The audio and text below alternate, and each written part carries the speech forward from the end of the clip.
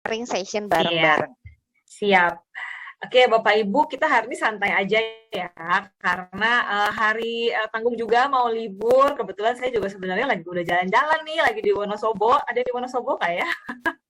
Saya lagi di Wonosobo nih, kebetulan mau ada acara adik saya pernikahan, jadi saya udah cuti gitu ya. Nah, ini di tengah-tengah cuti, saya mau sharing satu materi yang sebenarnya akrab juga nih sama cuti gitu ya. Ya kalau misalnya orang bilang zaman sekarang tuh disebutnya healing kali ya.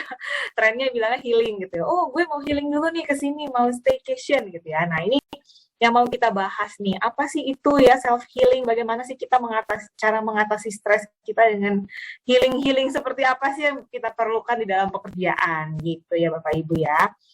Nah, hari ini kita sharingnya santai aja ya, karena saya biasanya formatnya juga lebih ke casual sharing, jadi Bapak Ibu boleh aja ditulis chat box, nanti saya bacakan. Kalau misalkan pertanyaannya takut lupa gitu, tulis aja di situ, nanti saya akan jawab setelah slide saya selesai gitu. Sharingnya mungkin kurang lebih nggak lama-lama ya, paling 1 jam. Setelah itu kita buka tanya jawab supaya waktu tanya jawabnya bisa lebih lama gitu. Nah, mudah-mudahan ini koneksi saya stabil ya. Cukup terdengar jelas? Jelas kan ya suaranya ya, Bapak Ibu ya? Aman, Bu. Jelas. Aman ya, oke. Soalnya pakai wifi hotel, takutnya ada gangguan, tapi mudah-mudahan aman semua ya. Oke, jadi inilah topik kita hari ini Bapak Ibu ya, mengatasi stres dalam kerja dengan tepat ya. Kenapa harus dengan tepat? Karena kalau nggak tepat, jadinya pelampiasannya tidak baik. Misalnya gebuk-gebuk meja lah, marahin anak buah lah, atau marahin orang rumah lah. Nah, itu kan juga sebenarnya melepaskan stres ya, tapi kan melepaskan dengan cara yang kurang tepat gitu. Nah, hari ini kita akan belajar bagaimana sih caranya supaya kita bisa melepaskan stres kita dengan tepat, atau memilih cara healing yang pas gitu ya buat kita semua. Seperti itu. Ini profil saya, bukannya berbeda ya. Ini karena rambutnya udah panjang, terus udah gitu, ini foto beberapa tahun yang lalu sebenarnya, belum sempat foto lagi. Jadi nama saya Sisi Marcella, seperti yang tadi Mbak Tere sudah sebutkan, ini beberapa pengalaman saya. Saat ini saya bekerja sebagai Senior Training Manager di Kredit Pintar dan juga Atomi, gitu. Nah, nanti berkenalan sambil berjalan aja ya. Nah, jadi kenapa akhirnya Mbak Tere ini meminta saya sharing ini, karena saya juga kebetulan mengambil sertifikasi namanya Neuro Linguistic Program. Nah, ini yang menarik Bapak Ibu ya. Ada sudah pernah dengar mungkin tentang Neuro Linguistic Program? Boleh ditulis di chat box coba ya. Neuro Linguistic Program. Sepertinya sering mendengar, cuma definisi yang akuratnya ini Bu Sisi yang kita penasaran. Kalau mendengar NLP-nya saya yakin teman-teman pasti sering deh. Nah, boleh dong Bu di-share sedikit NLP ini sebetulnya apa sih Bu? Oke, jadi ini menarik banget teman-teman ya. Jadi yang namanya NLP itu kan singkatannya Neuro Linguistic Program, which is artinya neuro itu kan syaraf ya. Linguistik itu artinya kan bahasa, dan program itu adalah pemrograman. Nah, kalau digabungkan artinya apa? Artinya ini adalah pelajaran bagaimana kita menyusun kata-kata atau linguistik kita sehingga dapat mempengaruhi syaraf kita. Atau kalau di sini dibilangnya syaraf itu kan cara berpikir ya, cara berpikir supaya apapun yang kita katakan itu bisa mempengaruhi syarafnya kita ataupun orang lain. Makanya ini berguna bukan cuma buat kita doang, tapi juga bisa buat negosiasi, komunikasi. Misalnya pada hari ini, Neuro-linguistic tools-nya akan saya bocorkan sedikit-sedikit nih, karena ini berdekatan sama yang namanya mengatasi stres gitu ya. Nanti ada saya jelaskan di belakang. Nah, kalau bingung atau penasaran, nanti Bapak Ibu bisa langsung searching gitu ya. Mungkin kalau misalnya ngomongin Neuro-linguistic Program ini, salah satu tools yang pasti Bapak Ibu udah nggak asing lagi, namanya adalah hipnotis ya. Jadi kalau Bapak Ibu sering dengar hipnosis, itu sebenarnya adalah part of NLP, karena mereka menggunakan bahasa untuk bisa mempengaruhi orang lain gitu. Seperti itu. Jadi kalau kayak Romi Rafael itu salah satu master hipnotis ya, dia juga belajar NLP gitu. Tapi aku nggak tahu ya kalau Uya Kuya ya. Mungkin itu entertainment ya. Oke, nah bicara soal stres, Bapak Ibu, kalau saya definisikan di sini ya, stres itu sebenarnya apa sih? Stres ini adalah reaksi tubuh yang muncul saat seseorang menghadapi ancaman, tekanan, atau suatu perubahan. Ya, jadi bisa dibayangkan tuh. Jadi sebenarnya stres itu bagus atau enggak ya? Kira-kira bagus nggak nih? Boleh ditulis di chat nih. Bagus atau enggak kira-kira ya? Nah, jadi sebenarnya stres ini bagus Bapak Ibu ya. Kenapa dibilang bagus? Karena sebenarnya ini adalah respon dari tubuh untuk defense mechanism. Bayangin kalau kita nggak stres gitu ya. Misal apa namanya di luar itu panas gitu ya, di luar panas banget, tapi kita nggak merasa suaranya nggak kedengeran, serius suaranya nggak terdengar ya Pak Firman aja. Sekarang baru Kedengaran Bu, oke, gak ada masalah. kedengaran Bu. Oh, tadi terakhir yang terdengar apa ya? Jangan-jangan saya ngomong belum masuk semua. Dengar Bu, dengar lanjut Bu. Aman. Kenapa Mbak Tere tadi terakhir saya Aman, Bu, terdengar aman. aman ya? Oke. Iya, jadi kalau stres itu kan adalah reaksi tubuh teman-teman. Jadi bagus atau enggak? Jawabannya adalah bagus ya. Kenapa dibilang bagus? Karena bayangkan kalau kita nggak punya stres, ada orang mendekati kita atau misalnya kita terlalu kepanasan, tapi kita nggak mengalami stres, kita nggak akan mencari tahu cara mengatasinya. Nggak akan ada tuh yang namanya AC gitu ya. Kalau panas nyalain AC itu nggak ada. Karena orang nggak merasa terancam dengan panas gitu. Ada orang yang mendekati kita nggak dikenal, kita nggak merasa terancam, kita nggak stres gitu. Nah itu juga aneh ya. Ada orang nggak dikenal kok deket-deket saya, ini kenapa ya? Kalau kita makin begini itu kan artinya sebenarnya tubuh kita merespon gitu ya, merespon dengan sebenarnya itu stres, tapi stres ringan gitu ya. Jadi sebenarnya stres ini adalah defense mechanism tubuh yang sebenarnya normal gitu terjadi pada manusia. Nah, kenapa kenapa perlu cara mengatasi? Karena ada orang-orang yang kalau mengalami stres itu berlebihan gitu.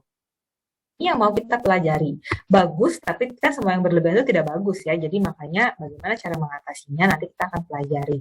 Ada 3 topik yang akan saya angkat di sini. Yang pertama kita akan belajar mengenali dulu si stres itu apa sih? Kayak gimana sih dia itu prosesnya, kerjanya seperti apa sih yang menyebabkan kita biasanya stres. Lalu yang kedua kita akan belajar bagaimana sih menghadapi stres ya. Yang ketiga kita akan belajar, nah ini dia nih healing prosesnya di tahap yang ketiga.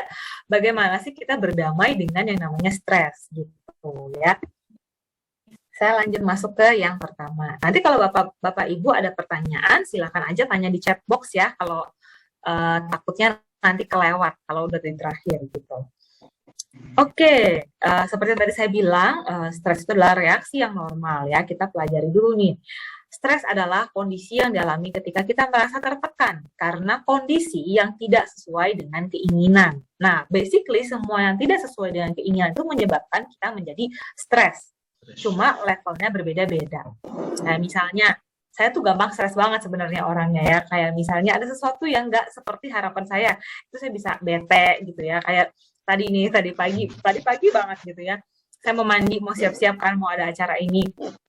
Lagi mandi, karena kan saya lagi di hotel, lagi di luar kota. Saya coba nyalain airnya mati dong. Stres banget kan. Aduh gimana nih, udah jam 8 lewat lagi.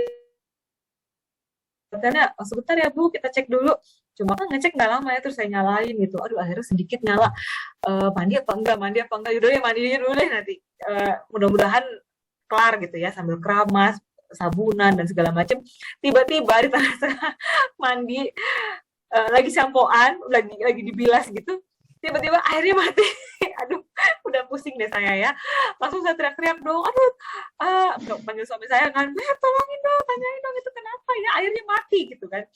Akhirnya ya udahlah, saya menemukan cara, coba ke wastafel, airnya masih ada yang sedikit, ya udahlah dibilas gitu ya. Nah, bayangkan kalau kita nggak bisa mengontrol stres dengan baik, mungkin habis itu mood kita udah kacau balau tuh gitu ya. Mungkin Bapak Ibu pernah nih mengalami satu hari pagi-pagi udah bete gitu kan, terus ke belakangnya tuh jadi bete terus gitu. Nah itu tuh sering banget terjadi. Nah ini yang mau kita pelajari, gimana ya caranya supaya kita tuh bisa break si break the state gitu namanya ya, membreak keadaan itu supaya mood kita itu bisa berubah gitu. Kan kita nggak mau ya dikontrol sama keadaan. Tapi kalau bisa kan kita yang mengontrol keadaan. Nah ini sebenarnya NLP ini pelajari gitu. Gimana caranya supaya bisa cepet switch gitu ya dari yang tadinya bete nggak bete lagi gitu. Jadi kita kayak anak kecil kan gitu ya. Kalau bapak ibu punya anak di rumah, keponakan atau adik gitu ya, bisa dilihat anak kecil itu kan gampang banget lagi sebentar marah berantem gitu sama temennya ya, rebutan mainan, terus nggak lama dia main lagi gitu. Sebenarnya NLP itu mempelajari sifat si anak kecil, sifat nature-nya kita yang sebenarnya tuh kita bisa kontrol sendiri mood-nya gitu. Nah, kita pelajari ini stres itu ya terjadi karena plan A maunya ke B, tapi tidak sesuai realita. Ini yang membuat kita menjadi stres, makanya keriting kan gambarnya ya. Plan tidak sesuai. Apa aja sih sumber stresnya? Ada beberapa nih. Biasanya misalnya karena atasan kita gitu ya. Atasan lagi tenang-tenang, tiba-tiba diomelin, ada tiba-tiba diminta data, tiba-tiba disuruh lembur, tiba-tiba nggak boleh cuti gitu ya, ada aja pokoknya. Bawahan juga sama, Bapak Ibu yang punya tim pasti ada aja nih emosinya sama bawahannya gitu ya, ntar telat dateng lah, ntar nggak kumpul tepat waktu lah tugasnya, nanti izin lah, tiba-tiba resign lah gitu kan, banyak lah gitu ya. Rekan kerja juga sama, berharapnya bisa kerja sama bareng, ternyata ada aja deh pokoknya ya, beban kerja yang terlalu berat juga biasanya bisa menyebabkan stres. Dan itu perubahan kebijakan gitu, yang tadinya WFH enak-enak, tahu-tahu disuruh masuk lagi ya, itu kan juga menimbulkan stres gitu. Tadinya udah bisa mengontrol keadaan di rumah, tahu harus masuk. Sama kayak waktu dulu kita baru COVID juga ya, sama Zoom kayak begini-begini, stres pastikan pertama, aduh, gue nggak bisa nih, gue kan gaptek, nggak bisa nih pakai Zoom gitu ya, itu juga sumber stres. Nah, itu secara profesional, dan sumber stres kita ya, gajinya naik-naik lah gitu ya, atau potongan pajak banyak lah, atau salah data, dan lain-lain, itu banyak sekali di professional life. Lalu nggak cuma professional life yang bisa bikin kita stres, ada juga personal life. Apa aja itu? Keluarga, misalnya ada aja lah, sama ribut sama istri lah, sama suami lah, sama anak, sama orang tua, sama adik, sama kakak, sama sepupu, sama tante gitu ya. Ada aja yang bikin kita bete gitu kan. Hubungan dengan orang lain. Waduh, ada yang ngantuk nih nguapnya sampai kedengeran ke sini. Mudah-mudahan nggak ngantuk ya Bapak Ibu ya. Kalau ngantuk boleh ngobrol dulu ya, boleh tanya ke saya ya, supaya nggak ngantuk. Oke, selanjutnya hubungan dengan orang lain juga ya, sama teman, sama tetangga, ada aja yang bikin kita bete. Bahkan sama keadaan diri sendiri pun kita bisa bete gitu ya. Apalagi buat orang yang memang kayak template itu tukang protes gitu ya. Sama diri sendiri aja bete gitu. Kenapa? Misalnya potong rambut nggak sesuai yang kita mau, kita jadi bete, stres. Mau pergi, tahu-tahu ada jerawat nongol gitu kan. Mau kurus tapi ternyata malah nggak turun-turun beratnya, itu juga bisa bikin kita stres, dan masih banyak lagi. Begitu juga dengan sumber yang berikutnya nih, sumber stresnya yaitu lingkungan. Apa aja sumber stres dari lingkungan? Ada dari keadaan jalanan, macet, terus ada galian, pokoknya kondisi di luar lah ya. Harga barang naik, bensin semuanya naik, minyak naik, dan segala macamnya ya. Berikutnya peraturan pemerintah yang membuat kita juga jadi stres, tiba-tiba begini, tiba-tiba begitu, berubah-berubah ya. Nah, bayangin kalau kita nggak bisa mengontrol stres kita, sumbernya itu kan banyak banget, kita bisa gila yang ada kalau kita mikirin semuanya satu persatu gitu. Nah, terus gimana dong caranya kita bisa survive? Nanti kita akan bicarakan di belakang. Tapi sebelumnya saya mau tanya dulu nih Bapak Ibu, boleh ditulis dong di chat box ya. Kira-kira sumber stresnya Bapak Ibu apa nih paling banyak? Profesional kah, personal kah, atau lingkungan? Gitu ya. Atau biar nggak ngantuk saya tanya aja ya. Dia nguap siapa ya? Coba saya mau tanya. Kalau Mas Bayu mungkin yang di Pekalongan nih. Mas Bayu MCF.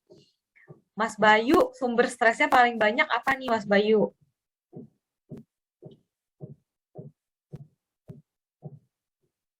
Ayo, buka aja mikrofonnya, nggak usah malu-malu. Atau kalau malu boleh ditulis di chat ya. Mas Bayu sumber stresnya apa nih? Atau Mbak Aulia boleh ditulis. Oh, ada udah buka mikrofon tuh siapa tadi ya? Ini boleh ditunjuk nggak sih Mbak Tere? Jangan-jangan nggak terbiasa ditunjuk nih. Soalnya kalau di training di kantorku suka aku main tunjuk aja orangnya. Boleh Bu, silahkan Bu. Boleh ya? Ya.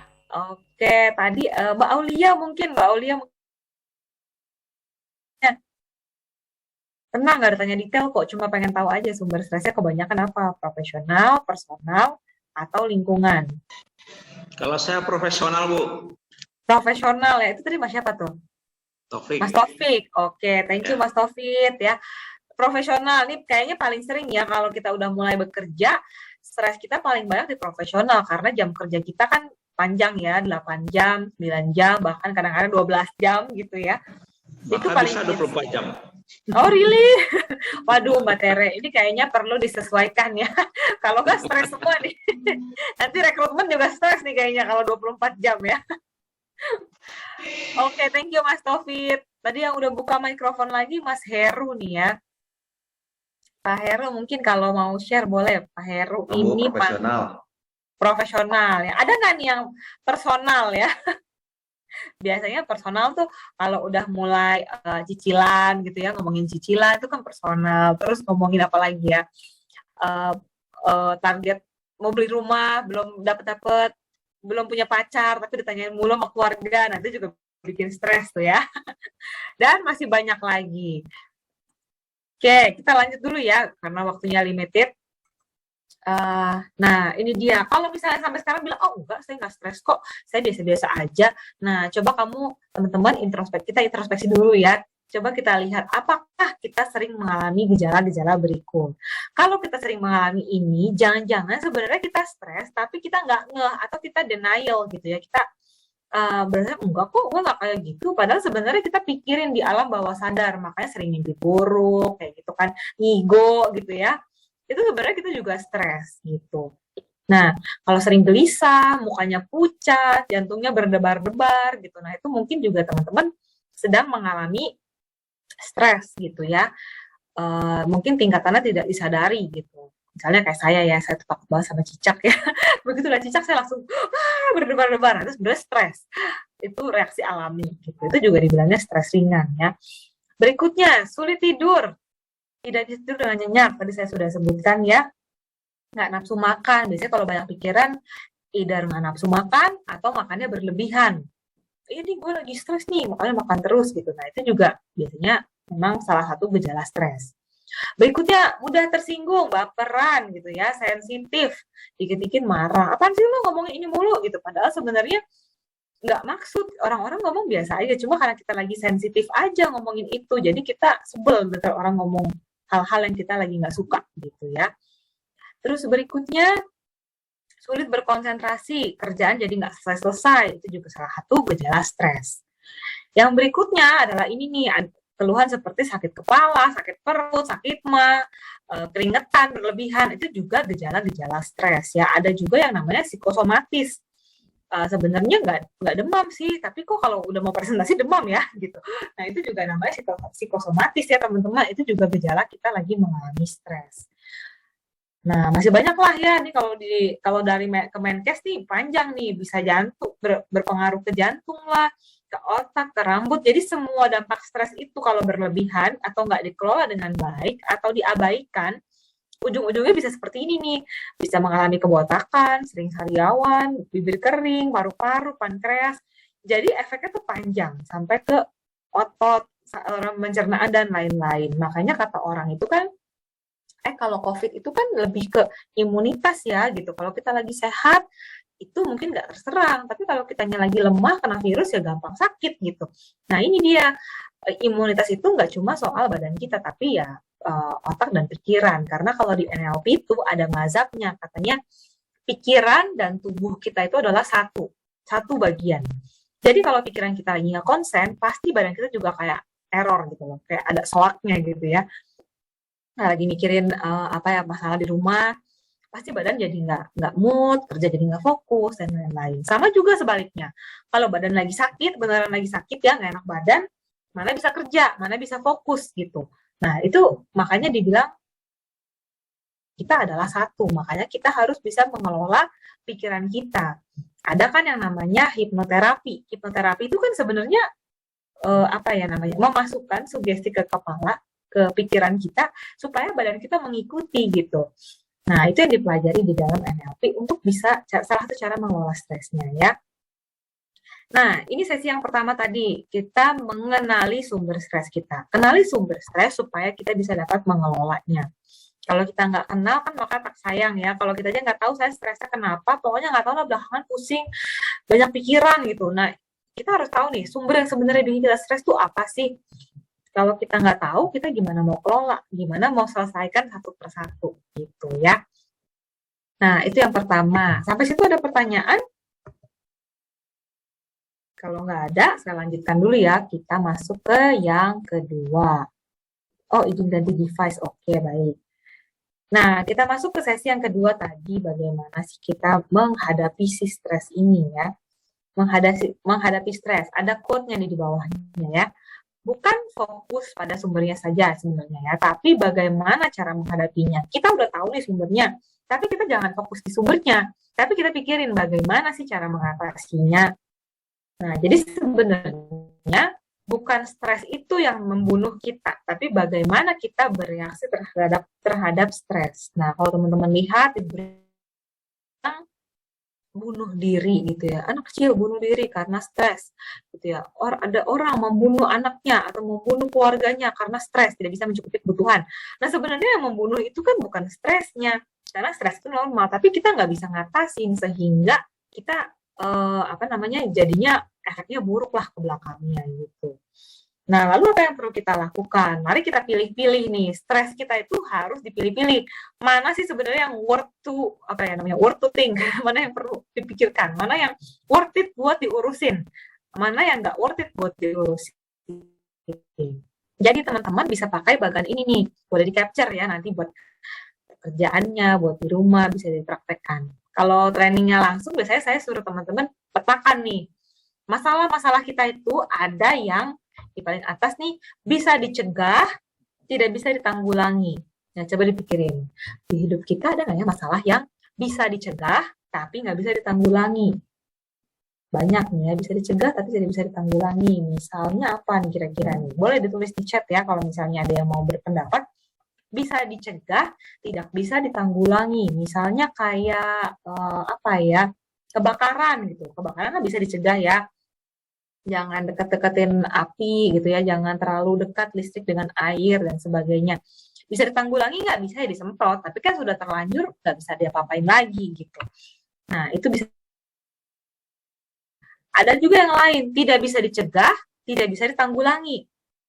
Ya udah, pokoknya nggak bisa dicegah, nggak bisa ditanggulangi. Misalnya apa? Bencana alam gitu, gempa gitu ya, kita kan nggak bisa cegah ya. Bisa ditanggulangi nggak? Ya mudah-mudahan sih efeknya nggak berat. Kalau nggak berat bisa tanggulangi, tapi kalau berat ya udah, tinggal kita harus membangun kota lagi yang lebih rapih gitu kan, yang lebih terstruktur. Seperti itu. Yang berikutnya ada masalah yang tidak bisa dicegah tapi bisa ditanggulangi. Contohnya apa nih? Misalnya nggak bisa dicegah, sakit gitu ya. Sakit sih bisa dicegah ya, bisa dicegah, bisa ditanggulangi. Misalnya apa ya? Ya sakit-sakit yang kita nggak harapkan lah, kayak misalnya, oh kita makannya biasa aja kok, tahu-tahu sakit perut ya gitu. Kan nggak bisa dicegah misalnya. Oh makannya biasa kok, tapi ternyata kena virus atau kena bakteri dari makanan. Nggak bisa dicegah, tapi bisa ditanggulangi gitu. Nah, satu lagi adalah masalah-masalah yang bisa dicegah, bisa ditanggulangi. Misalnya deadline, itu kan sebenarnya bisa dicegah, bisa ditanggulangi ya. Pekerjaan yang bertumpuk-tumpuk, sebenarnya bisa dicegah, bisa ditanggulangi. Cegahnya gimana? Ya bikin schedule-nya yang benar, diproyeksikan dari jauh-jauh hari gitu ya. Kayak kita misalnya kalau di kantor kan bikin apa ya, kalau di tempatku namanya OKR, atau di sini OKR atau KPI gitu ya. KPI kita misalnya gitu ya, itu kan bisa dicegah, bisa ditanggulangi. Sebenarnya kita kan pekerjaan itu kalau bisa kan di planning dulu, di planning supaya nggak keburu-buru pada di akhir kuartal. Nah, seperti itu. Jadi, dari seluruh masalah kita, coba kita petakan. Nah, setelah dipetakan, kuadran mana nih yang perlu kita konsentrasikan? Apakah kuadran yang atas, kiri, yang bawah kiri, yang kanan bawah, atau kanan atas? Kira-kira yang mana nih? Ada yang mau berpendapat? Coba aku tanya Mbak Marlina Sibarani.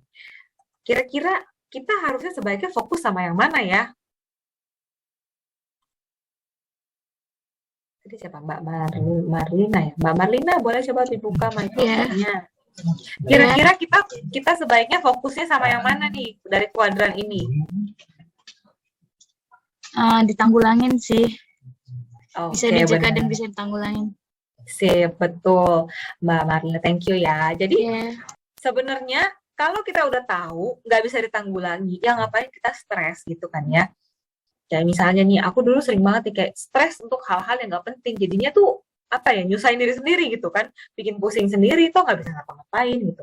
Dulu aku sering banget nih, kalau sekarang kan kerjanya WFH ya, kalau dulu kan di kantor.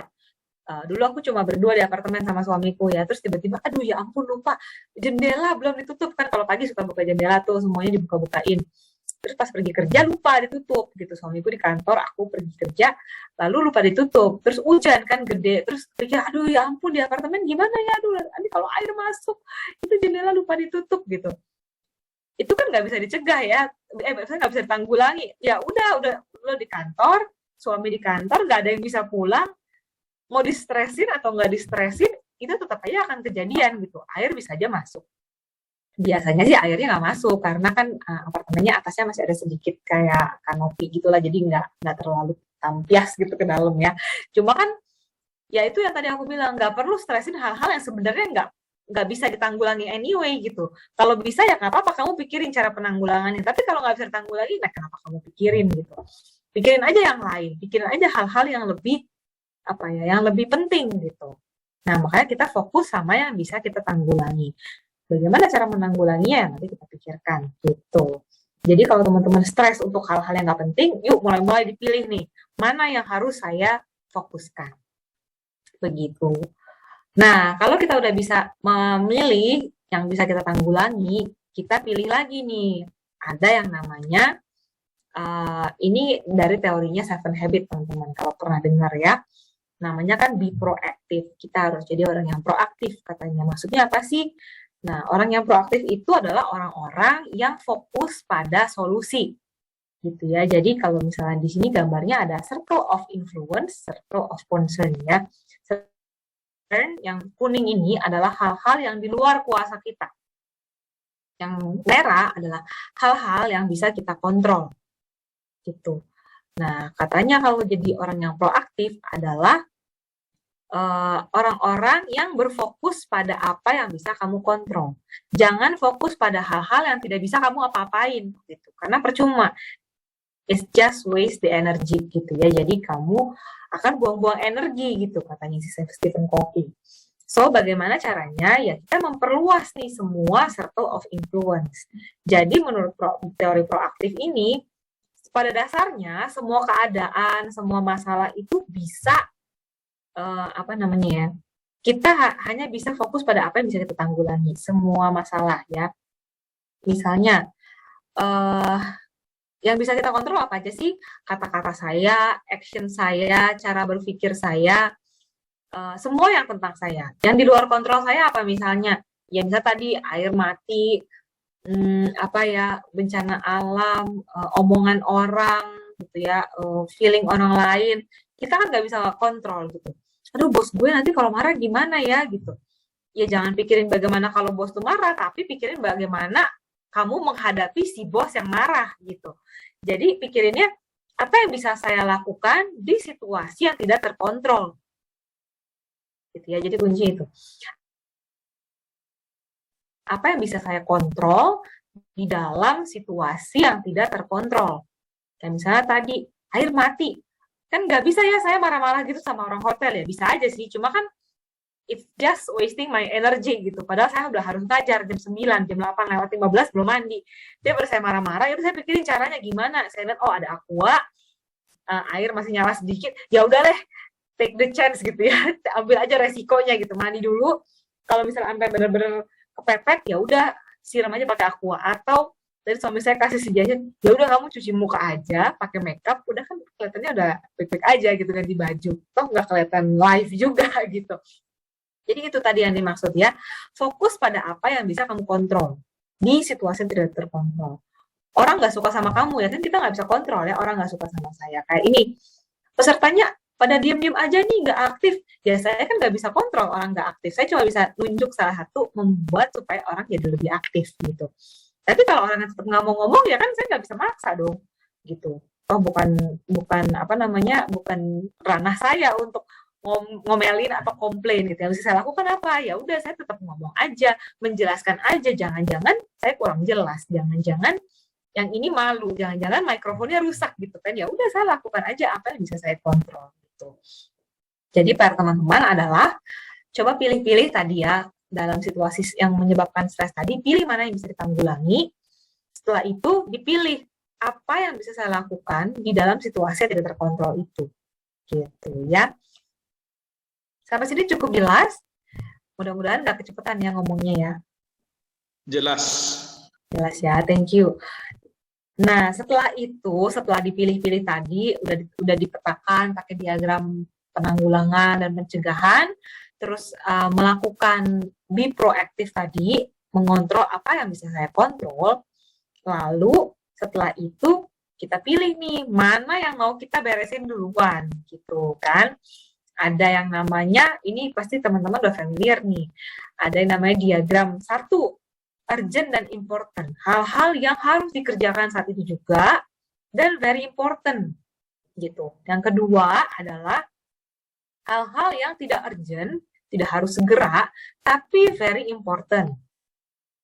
Ada juga yang ketiga, urgent tapi tidak important. Gitu. Ada yang urgent tapi not important. Ada yang not urgent tapi not important juga. Nah, jadi kalau misalkan ada hal-hal yang kita bisa tanggulangi, tapi banyak nih yang harus kita tanggulangi misalnya ya.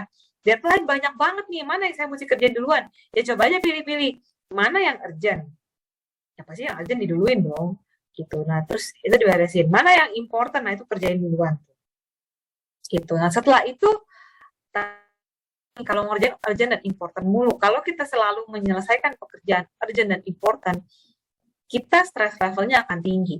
Even nggak kelihatan di luar, oh kayaknya baik-baik aja, kayak sehat-sehat, tapi tahu-tahu kolesterol, lehernya tegang terus gitu ya, atau darah tinggi naik gitu kan, atau tiba-tiba tangannya sering tremor, atau misalnya aduh sering sakit pinggang, sakit punggung, dan keluhan-keluhan badan yang lain. Nah, itu berarti teman-teman sering banget melakukan pekerjaan yang urgent dan important. Terlalu sering stres, terlalu sering mengerjakan hal yang kayaknya semuanya penting, semuanya urgent gitu. Sebaiknya gimana? Maka dari itu sebenarnya yang harus kita fokus itu adalah kuadran nomor 2, yang belum urgent tapi important. Sehingga kita bisa bikin planning. Mana yang mau saya lakukan, kapan saya melakukannya, bagaimana saya melakukannya. Karena kalau enggak, pasti jadinya bergeser. Kalau kita nggak kerjain ini si important yang nomor 2, not urgent but important, itu akan bergeser menjadi urgent dan important. Dan kita akan semakin susah jadinya nanti ya. Akan semakin sulit. Dan stress levelnya akan meningkat. Gitu. Nah, jadi teman-teman bisa pilih-pilih tuh ya. Tadi udah dipikirin mana yang ditanggulangi, dipilih lagi sikap apa yang harus saya ambil untuk menanggulangi ini. Tapi kalau ternyata semuanya banyak, teman-teman pilihlah dan important, beresin dulu. Tapi setelah itu bertobatlah, jangan fokus terus. Fokuslah pada yang important tapi belum urgent. Kayak misalnya nih, menabung. Itu kan important ya, semua orang tahu tabungan itu penting. Tapi nggak urgent, nggak harus hari itu juga. Tapi begitu teman-teman sakit gitu ya, wah mati gue, nggak punya tabungan gitu. Nah, menjadi urgent. Akhirnya apa yang dilakukan? Butuh duit, urgent dan important. Yang dilakukan apa? Pinjam uang, cari bantuan, jual ini, jual itu, gitu kan. Nah, maka dari itu, fokuslah pada yang important dan not urgent. Gitu. Di-planningin gitu. Kapan ya saya mau nabung, per bulan berapa, disisihkan berapa ya bonus saya, komisinya atau gaji saya disisihkan berapa, supaya saya bisa punya tabungan sekian nih untuk dana darurat, untuk keluarga, untuk anak sekolah, dan lain-lain. Gitu. Selain itu pekerjaan kan juga sama ya, deadline-nya masih lama, masih 3 bulan lagi, oke, nyantai aja, terus lupa gitu kan. Tahu-tahu tinggal seminggu lagi, ini belum dikerjain ya, terus pasti bilang, aduh maaf ya, nggak ada waktu, gitu kan. Seringnya kayak gitu tuh, pasti teman-teman HRD mengalami nih ya, kalau ada yang HR di sini, apalagi yang pegang performance management ya, kayak aku gitu. 3 bulan itu tuh kayaknya cepet banget gitu kan. Nah, kadang-kadang orang-orang kalau diingetin di awal kuartal, jangan lupa ya setting OKR, setting KPI, nggak ada yang kerjain. Tapi begitu di akhir kuartal, semuanya sibuk nanya saya, ini passwordnya apa ya Mbak Sisi ya, kok nggak bisa ya, kok ini begini ya. Saya cuma bisa bilang, makanya dari kemarin kerjain, kemarin lu kemana aja, kagak kerjain, udah deket baru nanya gue gitu kan. Ya kadang-kadang sebel juga, tapi ya mau gimana lagi, harus dibantuin gitu kan. Nah, ini pasti teman-teman juga sering pengalaman tuh kayak gitu ya. Apalagi ya yang not urgent tapi important, biasanya kesehatan juga ya, olahraga. Biasanya orang-orang tahu olahraga penting nggak sih? Penting. Tapi nggak urgent, nggak harus saat itu juga. Sampai tiba-tiba dokter bilang, oh lu bapak terkena gejala penyakit jantung, makanya bapak harus latihan kardio. Belum pernah kardio ya Pak? Oh apa itu kardio? Olahraga Pak. Oh saya naik turun tangga kok dok gitu. Dokter bilang, bukan Pak, itu namanya aktivitas fisik, Bapak harus olahraga beneran, di treadmill ya Pak, setiap hari setengah jam, pusing langsung kan, jadi urgent dan important.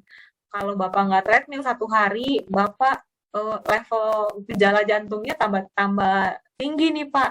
Wah itu jadi urgent dan important, sehingga kalau nggak olahraga jadi stres gitu. Makanya harus dijaga dari sekarang, apalagi buat yang masih muda-muda. Gitu ya.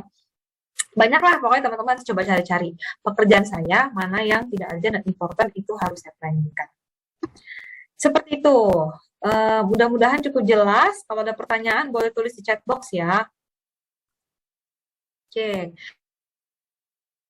Takeaway-nya dari sesi yang kedua itu adalah fokuslah pada apa yang bisa kita kontrol. Ya, jadi dari segala macam permasalahan di hidup kita ini yang membuat kita stres, jangan fokus sama hal-hal yang nggak bisa kita kontrol. Kayak misalnya harga barang naik, kan saya nggak bisa kontrol ya, itu kan dari pemerintah. Yang bisa saya kontrol apa? Ya udah berhemat, misalnya salah satu option. Yang kedua apa? Ya cari tambahan supaya gaji itu tetap cukup gitu kan.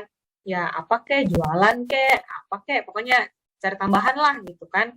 Ngojek kek gitu, pokoknya cari tambahan sehingga harga naik itu nggak terlalu terasa buat kita. Atau ya last option, kalau gajinya nggak naik-naik atau nggak bisa tercukupi sampai sekarang, ya cari kerja yang lebih gajinya gede gitu, sehingga kan nggak bisa komplain, karena kita nggak bisa komplain pemerintah gitu. Mau demo juga, mau demo sampai gila juga tetap aja kalau nggak bisa turun ya mau gimana gitu. Jadi harus fokus sama apa yang bisa kita kontrol gitu.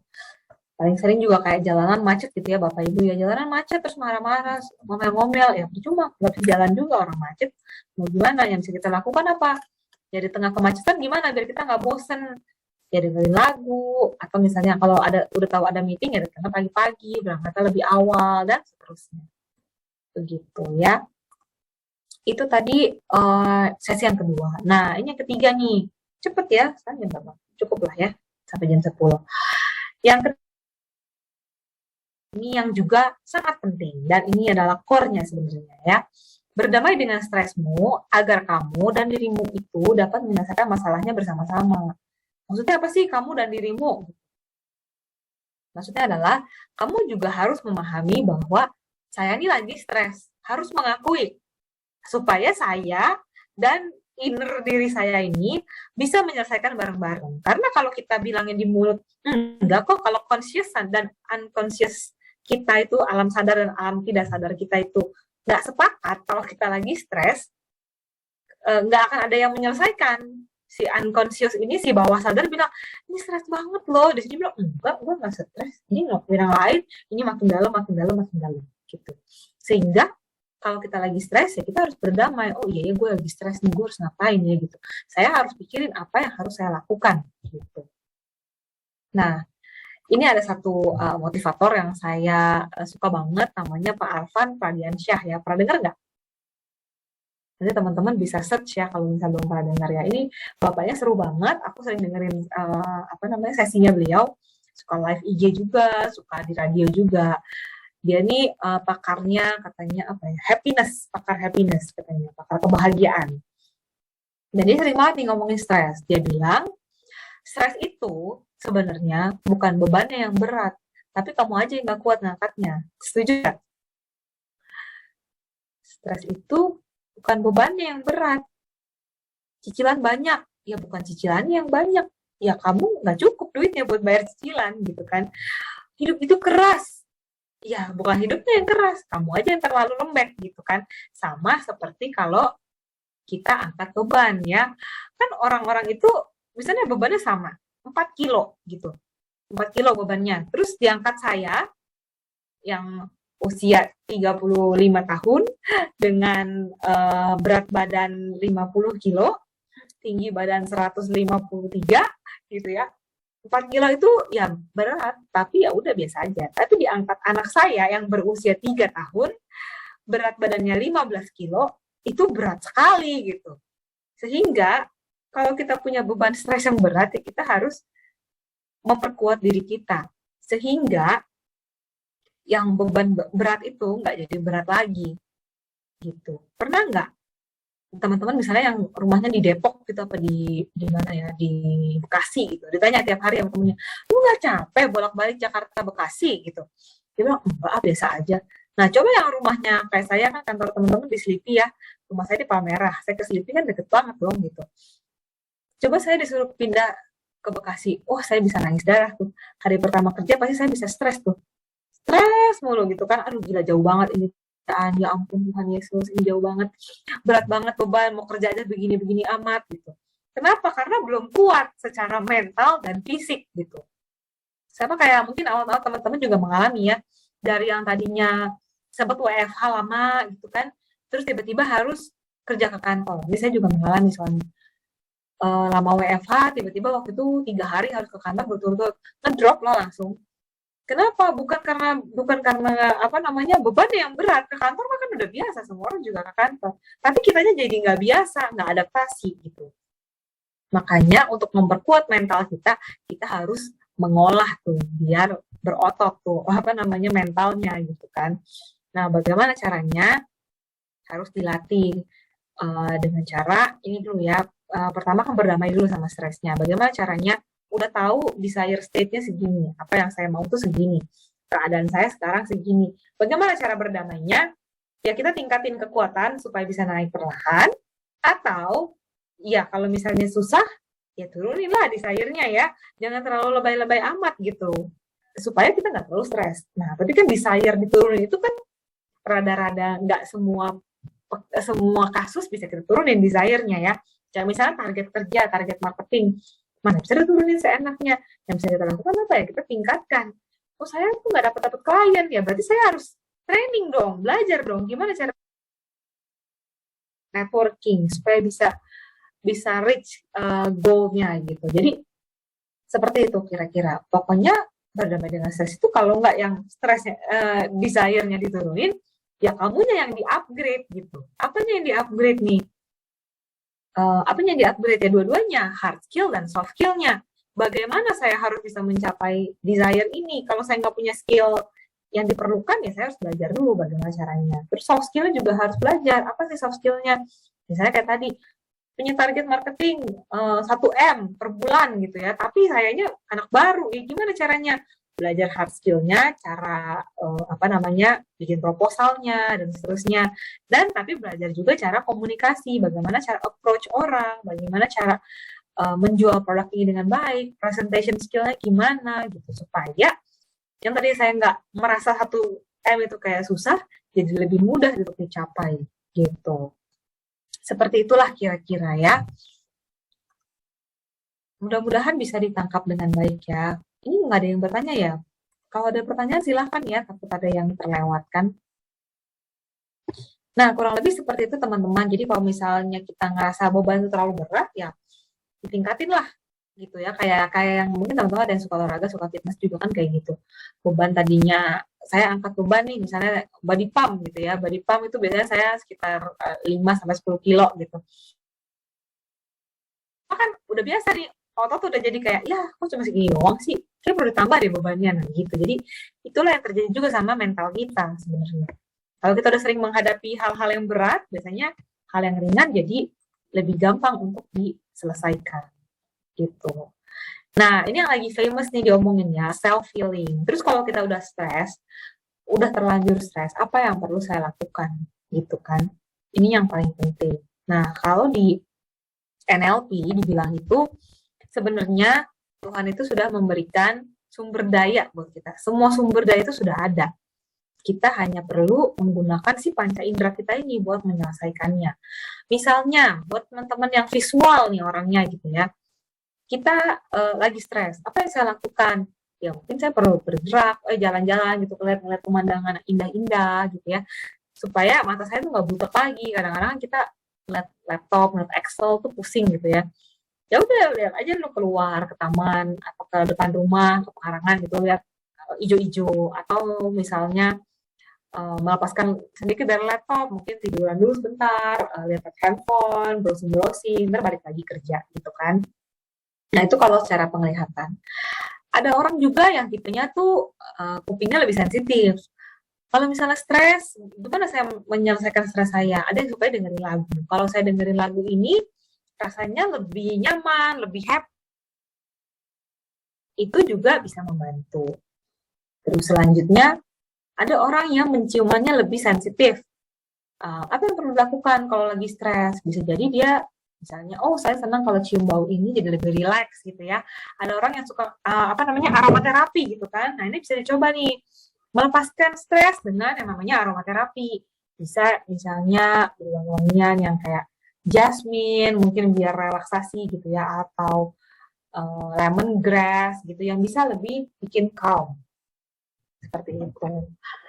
Lalu ada juga nih yang kayak misalnya tipenya taste gitu ya, panca inderanya bisa dipakai taste-nya nih. Ada yang kalau stres sukanya ngerokok misalnya kan, kayaknya kalau udah ngerokok lebih rileks gitu. Atau yang sukanya minum kopi. Nah kalau udah sore tuh kayak udah nggak konsen, gue perlu minum kopi gitu. Nah itu minum kopi juga sebenarnya relieving stress gitu kan. Sama teh gitu. Ada yang suka pakai gue kalau minum teh chamomile tuh lebih chill gitu katanya kan. Nah itulah tips-tipsnya nih buat tadi sign, sound, smell, taste. Ada juga yang touch. Orangnya tuh harus touch sesuatu sensitif gitu, indera perabanya. Apa yang dilakukan? Makanya mungkin suka pet gitu kan, suka lus petnya, atau itu kan bisa menghilangkan stres. Atau misalnya kalau indera peraba bisa juga pakai bantal, kayaknya lebih nyaman bantal gitu tuh bisa juga. Seperti itu. Atau yang tipenya movement nih, kalau lagi stres ya biasanya perlu bergerak, jalan-jalan, atau olahraga. Atau bisa juga digabungkan semuanya gitu. Aduh kalau stres ya udahlah gue minum yang relax-relax, minum teh, terus sambil dengerin musik enak, sambil pakai aromaterapi di kamar gitu. Itu relax, stresnya mulai hilang gitu. Nah itu cara-cara kita untuk break the stage yang tadi aku bilang ya di awal. Gimana cara kita break the stage? Ya kita harus tahu, sadari dulu, gue nih lagi stres, gue nih lagi marah gitu. Marah itu kan juga stres ya. Gue nih lagi marah nih, lagi kesel gitu. Ya udah diam dulu sebentar, take a break, and then cobain nih si tips-tips yang tadi. Kalau teman-teman tahu, teman-teman tipenya sound, ya udah dengerin lagu yang bikin chill gitu, yang bikin nyantai gitu ya. Lagunya yang soft, instrumental, musik Bali mungkin yang lebih rileks, gamelan gitu. Pokoknya gitu-gitulah yang bisa bikin rileks. Jangan udah tahu lagi marah, gue lagi kesel banget nih sama si ini, dengerin lagunya musik metal, ya makin dong gitu ya. Seperti itulah kira-kira ya. Jadi ini sebenarnya indera kita itu bisa banget dimainkan.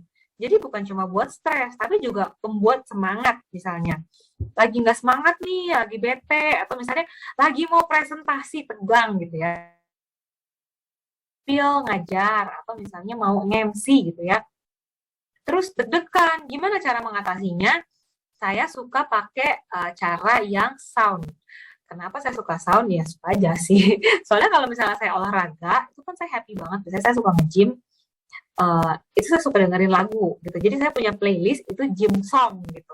Nah, kalau denger itu tuh kayaknya kayak lagi di tempat fitness gitu, happy, semangat gitu. Jadi kalau misalnya lagi tegang, biasanya dengerin lagu-lagu yang kayak gitu. Aduh, tegang nih mau tampil. Dengerin lagu yang kayak gitu supaya excited, happy, semangat kayak gitu. Nah, itu bisa teman-teman coba. Gitu ya. Jadi diri kita ini panca indera kita ini semua itu sebenarnya bisa kita manfaatkan untuk memperoleh hasil yang kita mau. Jadi kita yang mengontrol diri kita sendiri. Kayak tadi di proaktif itu kan, jangan fokus pada orang lain, fokuslah sama diri kita sendiri. Orang nggak suka sama kita ya, mau gimana? Lu mau the best pun, orang yang termanis sekalipun, ada aja yang nggak suka gitu kan. Kalau karena aku Kristiani ya teman-teman, di kitab suci aja Tuhan Yesus yang sebaik itu aja disalibkan gitu kan, katanya ya banyak yang membenci gitu. Ya orang udah sebaik itu aja ada yang benci, apalagi gue gitu, apalagi cuma kita gitu, orang yang biasa, yang pasti banyak orang yang nggak suka. Kalau kita worrying orang nggak suka sama saya, ya terus kenapa kalau orang nggak suka sama lu gitu kan, ya pasti ada yang nggak suka gitu. Jadi fokus aja apa yang mau saya lakukan gitu. Jadi kalau mau presentasi misalnya, ya fokus aja sama apa yang mau saya presentasikan. Kalau orang nggak suka ya urusan dia, yang penting saya sudah menjalankan tugas saya semaksimal mungkin, sepenuh hati gitu, sehingga apa yang disasar itu tercapai. Nah orang nggak suka ya terserah, bodo amat gitu. Yang penting saya menjalankan apa yang bisa saya lakukan gitu. Nah itulah cara melepaskan stres ya teman-teman ya. Jadi mudah-mudahan tips-tipsnya tadi bisa dipakai. Nah ini key takes away-nya dari yang ketiga ini adalah kita yang menciptakan stres kita sendiri. Kita juga yang bisa mengendalikannya gitu. Jadi stres itu kan sebenarnya dari mana sih? Ada di kepala kita. Yang bikin siapa? Ya kita sendiri. Yang bikin target diri sendiri, yang bikin stres diri sendiri gitu ya. Kayak saya gitu ya, kayak saya dan keluarga gitu. Mama saya tuh orangnya super gampang stres gitu ya. Jadi dibilang, Bang, pergi ke sini yuk. Dia udah stres duluan nih. Aduh, enggak lah, Mama nggak bisa. Padahal tuh dia nggak bayanginnya, aduh nanti ke sana naik apa, di sana nanti kalau nyasar gimana, di sana nanti kalau bingung gimana, kebanyakan mikir gitu. Yang ciptakan kan kita sendiri, sebenarnya pada saat kita ngejalanin, ya nggak se-stres itu juga sih, gitu. Dulu saya pernah mau pindah kerja, waktu itu dari Kompas, kantor saya di sebelah rumah, gitu. Saya kan di Palmerah, di apartemen sebelah Kompas, ke kantor tuh cuma jalan kaki, lalu saya mau pindah kerja. Pindah kerjanya ke daerah Bintaro, which is harus naik kereta dulu ke Palmerah, turun dari Jurang Bangu naik lagi bus transit sampai ke kantor gitu kan. Pas ngebayangin, aduh malas banget ya, tadinya gue pulang bangun tidur tinggal mandi ke sebelah, tiba-tiba harus naik apa namanya kereta sampai sana, belum kok desek-desekan kalau gimana itu pikirannya tuh kayak gitu, seberat itu gitu dipikirin. Tapi begitu menjalani, ternyata nggak seberat itu sih setelah jalani gitu. Jadi memang yang bikin kita sendiri, yang kendalikan kita sendiri. Itulah manusia ya. Jadi teman-teman apa yang mau disampaikan adalah pelajari stres kita itu udah sumbernya dari mana, kenali sumbernya, fokuslah pada apa yang bisa kita kontrol. Kalau sudah tahu apa yang bisa saya kontrol, kalau misalnya yang perlu ditingkatkan, teman-teman tingkatkanlah kapasitas dirinya, dan kalau bisa ekspektasinya sedikit lah diturunin kalau memang memungkinkan. Kalau nggak memungkinkan ya berarti effort kita harus lebih besar gitu. Dan temukanlah caranya. Pada saat kita mencapai desire kita itu, di tengah jalan pasti kan ada rasa-rasa stres, ada kesulitan. Nah, cara menyelesaikannya gimana? Yang tadi bisa dipakai. Panca indera kita digunakan untuk bisa merilis stres, sehingga kita bisa tetap under control, bisa tetap happy gitu ya dalam menjalani hidup gitu ya. Karena hidup kan pasti akan ada stresnya terus. Nggak mungkin kayak ini selesai terus tenang-tenang aja, pasti ada lagi. Belum menikah kan ditanya kapan kawin, udah kawin ditanya kapan punya anak, udah punya anak ditanya anak kedua, udah kedua ditanya kapan mantu kan ya, belum ditanya kapan mati aja kan. Jadi ya pasti ada terus stresnya gitu, sehingga kita yang harus kontrol sendiri seperti itu kira-kira ya. Oke, dari aku sharingnya cukup, pas juga waktunya jam 10 ya, mudah-mudahan tercerahkan teman-teman dan dapat insight dari sesi hari ini gitu. Kalau ada pertanyaan silahkan aku kembalikan ke Mbak Thank you banget nih ya Bu Sisi, luar biasa penyampaian materinya, sharingnya ini sangat ya, maksudnya ini sebuah topik yang mungkin baru buat teman-teman yang di sini, tapi sangat kontekstual dengan kehidupan sehari-hari. So thank you banget Bu Sisi. Bu Sisi ini di chat room ada beberapa pertanyaan nih, mungkin sebelum kita masuk ke pertanyaan yang ditanyakan secara langsung, kita bisa discuss dulu pertanyaan-pertanyaan yang ada di dalam chat room nih. Oke, baik. Kita ada 3 pertanyaan di chat room. Yang pertama ini adalah dari Ibu Ida. Halo Ibu Ida, selamat pagi. Kata Bu Ida, pertanyaan adalah bagaimana cara kita mengenali bahwa kita sedang stres? Karena seringkali kita tidak sadar pas sakit, tahu-tahu dokter bilangnya kita sedang stres atau penyakitnya disebabkan oleh stres seperti itu. Ataukah mungkin Bu Ida ini saking sibuknya bekerja sampai nggak sadar gitu ya stres ya Bu ya? Ini Bu Ida memang sibuk banget nih soalnya. Oh gitu ya. Oke, ini juga sering ya biasanya kalau orang bener kata Raymond tadi ya, terlalu sibuk misalnya gitu sampai Bukan katanya begitu nggak juga posisi. Kadang saya mewakili banyak teman-teman, jadi kadang-kadang sakit gitu kan. Tahu-tahu, iya saya stres rupanya gini-gini. Nah makanya berarti kan banyak juga yang belum mengenali bahwa kita itu sebenarnya sedang stres begitu kan Bu Ya. Sisi. Oke, terima kasih pertanyaannya Bu Ida, menarik nih ya. Jadi seperti yang tadi saya sempat sharing juga kan, badan dan tubuh kita adalah satu. Mungkin kita nggak merasa stres dalam arti misalnya pikiran kita lagi nggak stres nih, lagi biasa aja sih, memang kerja, saya nggak ada beban apa-apa, kok saya happy sama pekerjaan saya, tapi saya lupa istirahat, gitu, kurang istirahat, itu kan sebenarnya juga sumber stres buat badan kita. Jadi tubuh itu memberikan sinyal atau kepikiran bahwa ini tuh sebenarnya lagi stres loh, gue ini lagi stres nih, misalnya ada kurang tidur, makan kurang sehat gitu ya. Sebenarnya lambungnya yang stres, tapi reaksi tubuhnya kan jadi sama gitu. Stres dari kepala, stres dari badan yang tidak kita sadari, yang membuat dokter makanya bilang gitu, ibu lagi stres ya. Itu karena kita mikirnya stres itu cuma pikiran doang, tapi sebenarnya stres itu berbagai macam. Badan kita stres, otot kita lelah, lambung kita lagi berteriak nih, misalnya gitu kan, aduh gue lagi stres loh, jangan makan minyak terus dong, gitu. Sebenarnya lambungnya tuh mau ngomong gitu, cuma kan nggak bisa ngomong ya. Jadi seperti itu Bu Ida, bukan mungkin yang dimaksud stres itu bukan cuma kitanya, pikirannya lagi stres, mungkin kita pikir, coba dicek apakah kita kurang istirahat, apakah kita pulang kerja kan capek juga ya kadang-kadang di jalan gitu kan, nggak disadari sih macet gitu kan, karena macet, karena polusi gitu ya, kita nggak sadar kalau badan kita tuh stres gitu. Aduh, kulit udah karena polusi, nggak ada, kurang tidur, makanan juga nggak sehat, sedapatnya aja, pagi aja makan gorengan aja lah yang cepet gitu ya. Akhirnya ya udah jadinya reaksinya stres. Makanya dokter bilang, ibu sedang stres ya. Walaupun kita nggak merasa stres, sebenarnya stres itu ya badannya, makanya jadi sakit. Gitu sih kurang lebih Bu Ida. Jadi coba aja dicek ke diri sendiri, apakah beneran ya, oh iya bener sih, tidurnya 8 jam atau enggak. Jadi bukan anak kecil doang loh yang butuh tidur 8 jam. Kita butuh 8 jam juga, karena 8 jam itu waktu yang tepat untuk badan itu tuh beristirahat, beregenerasi kayak gitu. Jadi memang sudah dewasa pun harus perlu beristirahat gitu. Dan juga olahraga, apakah kita jarang olahraga? Kadang-kadang nggak olahraga sehingga yang stres tuh otot kita, kadang-kadang leher jadi pegel gitu kan. Kalau yang sering olahraga biasanya ngerasain nih, setelah olahraga itu kan kayak berkeringat ya, tapi kayak happy gitu loh, karena ada hormon yang bikin happy itu memunculkan itu gitu loh. Endorfin. Jadi endorfin itu tuh keluar gitu, jadi kita tuh jadi happy, jadi lega, relax gitu. Jadi walaupun badan capek habis olahraga itu beda rasanya sama habis ngepel gitu kan, seperti itu. Jadi ya harus mulai mencoba gaya hidup sehat sehingga badannya juga nggak stres. Jadi bukan cuma pikiran tapi juga badannya gitu. Itu sih Bu Ida, mudah-mudahan bisa menjawab ya. Dari Bu Ida, bagaimana Bu? Aman? Oke, aman Mas Ray. Thank you Bu Sisi. Terima kasih. Thank you juga buat pertanyaannya Bu Ida ya. Ini kalau di sini kayaknya rajin banget nge-gym ya. Kita mesti belajar kayaknya dari Bu Sisi nih. Saya yang badannya agak besar nih mesti gym juga nih. Oke, baik, kita masuk ke pertanyaan kedua ya, Bu Sisi ya. Ini dari Bu Ida.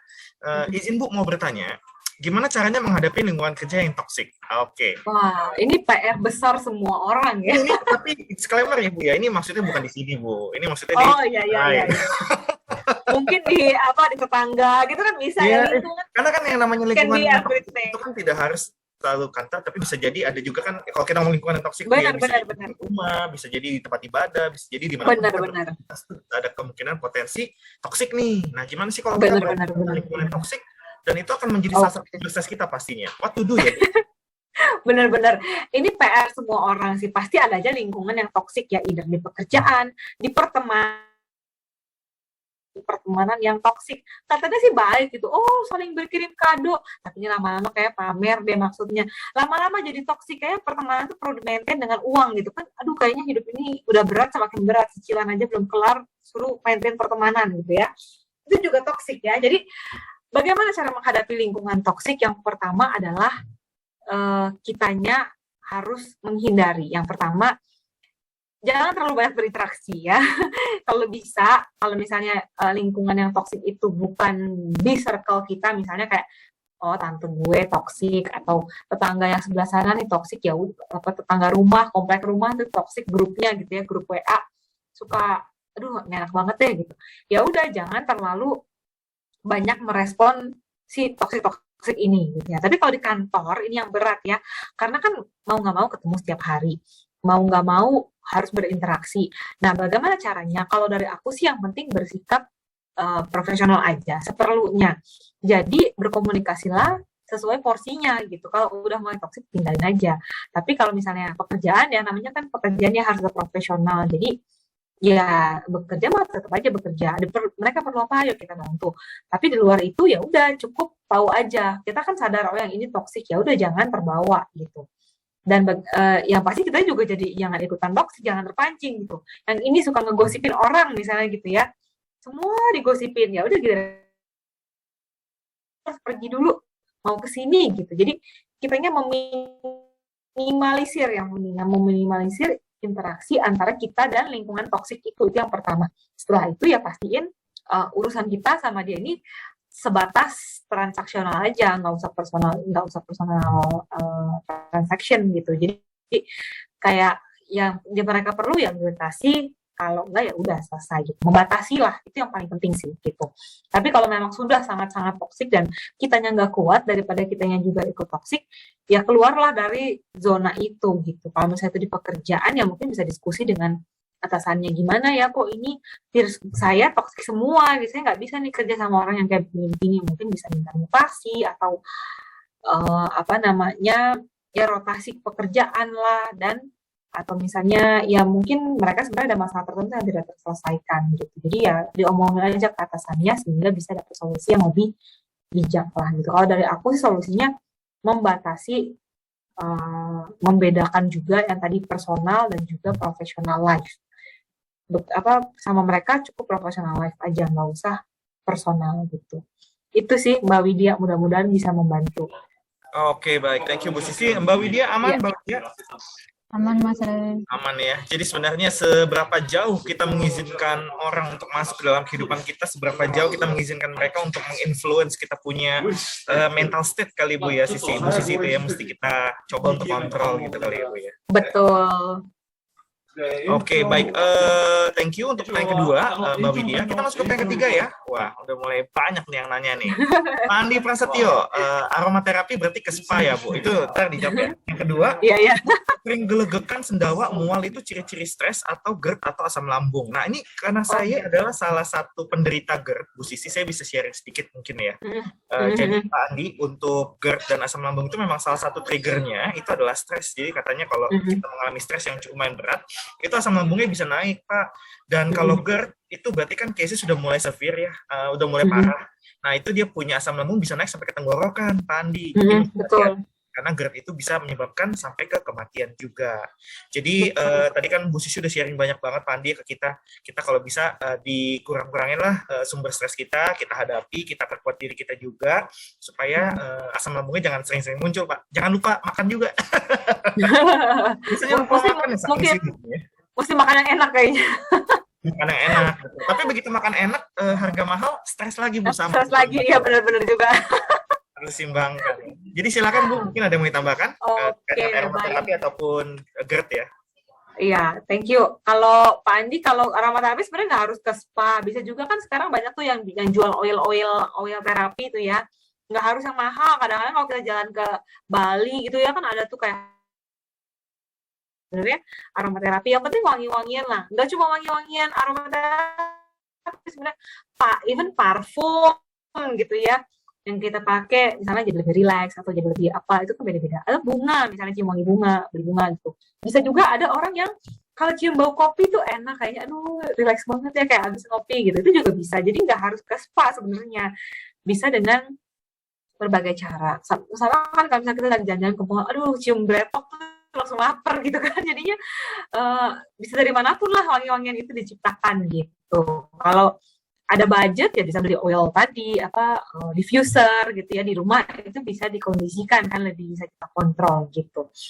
Nah kalau tadi stres ya, aku nggak tahu itu stresnya karena apa, karena kan mesti ke dokter juga ya, tapi I can say ya tadi seperti yang Are bilang, si stres itu bisa jadi salah satu sumbernya asam lambung atau mah. Kalau aku mah ya, jadi dan sekarang udah jarang kumat sih sejak aku belajar NLP kayaknya sih. Sejak udah bisa mengontrol, maksudnya udah lebih bisa berdamai lah dengan stres. Oh gue lagi stres, ada gue istirahat. Oh gue lagi capek, udah gue tidur, udah gue pijat. Nah tadi juga ya yang indera peraba gitu ya, sensorinya.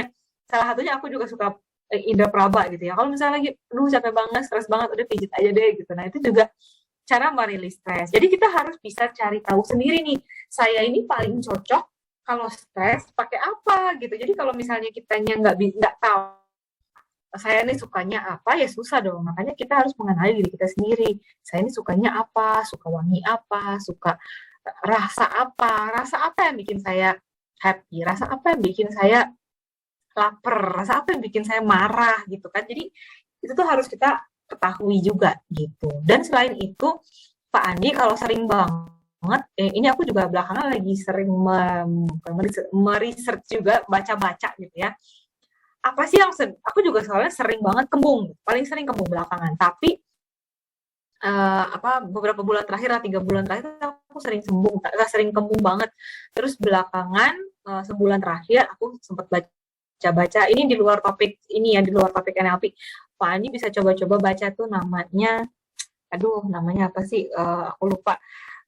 Dokter Debbie siapa lah gitu. Dia tuh bilang kita tuh jangan-jangan punya namanya food allergic sebenarnya.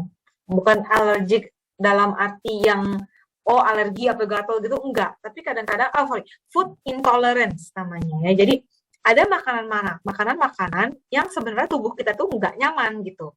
Bukan alergi tapi enggak nyaman. Jadi kayak aku baru menyadari saya tuh suka banget minum teh sebenarnya, teh hijau gitu kan, kayak berasa sehat banget gitu. Tapi ternyata saya menyadari setiap saya minum teh hijau, saya jadi kembung. Dan perutnya besar sekali, walaupun sebenarnya besokannya nggak berapa lamanya kempes. Tapi teh hijau itu bikin saya sangat kembung gitu. Jadi saya baru kayaknya ini saya intolerance deh sama si sumber tadi, si green tea gitu. Jadi Bapak bisa coba research, saya habis makan apa ya. Nah biasanya makanan-makanan yang bikin kita stres tuh bisa jadi tepung paling sering ya. Yang mengandung tepung itu sering bikin kembung. Terus kayak tadi green tea gitu, terus kopi biasanya itu juga banyak yang intolerance. Terus kayak apa lagi ya, banyak sih, teman-teman bisa baca. Ada juga kol gitu, sayur-sayuran dan buah-buahan pun ada orang-orang yang badannya itu intolerance gitu. Jadi teman-teman bisa search to food intolerance gitu ya, banyak banget daftar-daftarnya gitu. Dan harus coba diamat-amati, tiap habis makan ini saya jadi begini, habis makan ini saya jadi begini. Makanya kita harus sangat kenal sekali sama badan kita gitu. Aku juga kalau misalnya makan kayak yang sosis gitu, pokoknya ada bahan pengawet sosis, kornet, maling, apalah gitu. Pokoknya semua deh yang ada bahan pengawet itu biasanya juga jadi kembung gitu. Nah, mungkin juga ada intolerance. Kalau mau buang duit sih bisa sebenarnya ke klinik tes food intolerance, tapi kan takes a lot of money, sebenarnya sekitar berapa ya? 5-10 juta gitu kan, nggak mau ya keluar segitu banyak buat tahu gitu. Jadi harus dites gitu. Oh saya makan ini kembung apa enggak ya? Oh enggak gitu. Jadi bisa kita pilih-pilih sehingga lambung kita lebih nyaman gitu sih Pak Andi. Mudah-mudahan membantu ya. Oke, thank you. Pak Andi sendiri kira-kira tahu nggak ya apakah saat ini sedang memiliki alergi atau food intolerance makanan tertentu Pak Andi? Misalnya kalau makan pedas atau makan apa atau gluten gitu misalnya. Saya sih setiap pagi Pak itu kayak mau mual gitu sampai keluar cairan kuning yang pahit itu loh Pak. Oh itu sepertinya GERD ya Bu Sisi ya? Iya, Case-nya iya. asam lambung keluar ya. Cuman sumbernya nggak tahu. Mungkin karena kebanyakan kopi, karena saya suka kopi sih. Nah, Oh, bisa juga tuh Pak. Jadi Pak. coba dikurang-kurangin. Iya Pak Andi kalau udah keluar sih setahu saya itu sudah lumayan yang parah ya itunya stage-nya. Jadi Pak Andi mesti hati-hati Pak, lebih jaga kesehatan ya Pak Andi. Siap, siap Pak Ray. Thank you Bu Sisi. Iya. Iya, thank you Pak Andi. Oke, thank you Pak Andi. Kita masuk ke pertanyaan terakhir nih yang ada di chatroom dari Ibu Elizabeth. Saya bacakan ya. Izin nanya Bu, kita sudah tahu kita stres. Bagaimana cara kita berdamai dengan stres padahal sudah melakukan semua yang buat mood bagus. Mau denger musik, yoga, tapi pikiran tetap tertuju pada topik stres itu. What to do? Oke, baik. Terima kasih Mbak Elizabeth. Ini bagus sih pertanyaannya ya. Yang menarik teman-teman adalah ini. Kadang-kadang orang bilang, tapi saya nggak hilang stresnya. Ya memang, semua yang teman-teman lakukan itu nggak bisa menghilangkan sumber stres. Gitu. Cuma bisa merelaksasi kita sehingga pada saat kita menghadapi masalah itu akan lebih fokus, akan lebih bisa berpikir jernih gitu ya. Jadi bukan berarti abis kita ngelakuin itu masalah hilang gitu. Ya nggak hilang sih gitu. Masalahnya tetap ada. Ya, misalnya mobil saya habis ketabrak nih, kehantam sama orang gitu ya. Aduh stres banget, saya pusing nih. Saya relaksasi dulu deh, aduh pijit-pijit dulu, bisa biar nggak marah, dengerin musik.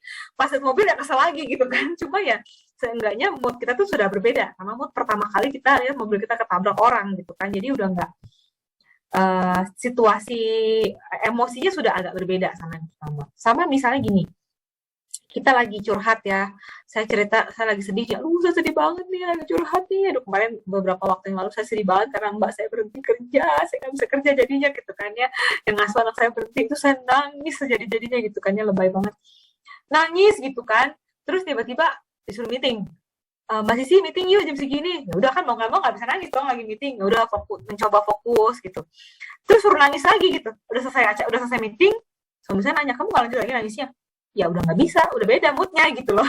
Nah seperti itu kira-kira. Jadi cara-cara tadi bukan menghilangkan sumbernya, tapi merubah mood kita sehingga kita bisa lebih netral melihat masalah itu gitu loh. Stresnya itu nggak hilang, stresnya mungkin nggak hilang tapi berubah. Tapi yang perlu dipastikan lagi adalah ini yang kedua.